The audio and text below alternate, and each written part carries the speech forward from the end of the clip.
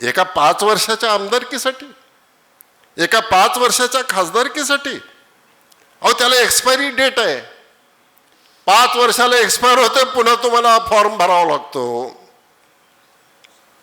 पण चारित्र्य ज्याला म्हणतात, वागणुकीतून जे निर्माण होतं त्या चारित्र्याला एक्सपायरी डेट नाही. माणूस एक्सपायर होतो, चारित्र्य पाठीमागं राहतं. ज्या मोठ्या महापुरुषाची आपण जे नावं घेतो, उगीच त्यांना हार घालत नाही त्यांच्या फोटोला. आपण त्यांनी जो विचार पुढे घेऊन गेला, त्याने याच्या 5-5 वर्षाच्या टर्मसाठी आपलं कर्तृत्व, आपल्या घराण्याचं कर्तृत्व स्टेकला लावलं नाही. माझा पक्ष चांगला आहे, महात्मा गांधीचा पक्ष आहे, या देशाला स्वातंत्र्य मिळवणारा पक्ष आहे, या देशाची प्रगती करणारा पक्ष आहे, सर्व धर्माच्या लोकांना बरोबर घेऊन जाणारा पक्ष आहे.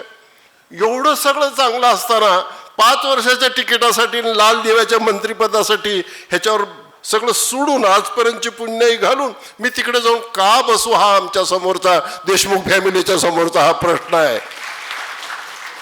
त्यामुळं अशा तात्पुरत्या गोष्टीसाठी आयुष्यभर जे नाव कमवलं ते घालवायचं नाही.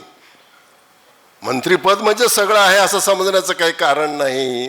हे तर सगळं दिलंय, त्या पक्षाने दिलंय.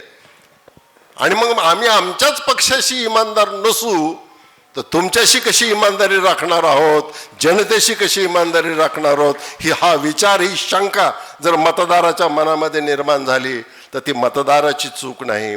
आम्ही जे इकडं तिकडं करतोय, छोट्या छोट्या गोष्टीसाठी काहीतरी करतोय, आमची खरी सत्व परीक्षा आहे, पुढाऱ्यांची खरी सत्व परीक्षा आहे. आणि हे सगळं पाहत असताना असलेलं सरकार आता आपल्याला हटवावं लागेल. मुंबईमध्ये बसलेलं, महाराष्ट्रामध्ये बसलेलं आणि महाविकास आघाडीचं सरकार ही आपल्याला पुन्हा आणावं लागेल की ज्याच्या माध्यमातून समाजाचे प्रश्न मिटतील.